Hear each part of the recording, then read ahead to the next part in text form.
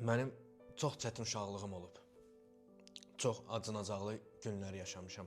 Düşün, bizim evdə yemək yox idi. Papa bizi restorana aparırdı ki, biz orada yemək yeyək, acı hiss eləməyək özümüzü.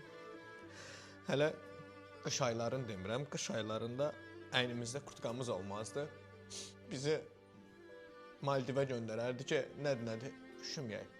Yəni, bunu kənardan baxan heç kim başa düşə bilməz. Amma bizim üçün çox çətin anlar idi o. Hər il biz qışı Maldivdə keçirirdik. Hələ hər axşam bizim evdə yemək vaxtı stolun üstündə qırmızı ikra, qara ikra olardı.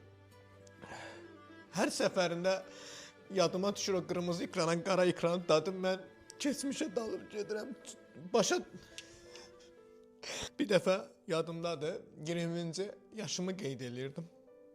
Papa mənim üçün Porsche Taycan alıb gətirmiş.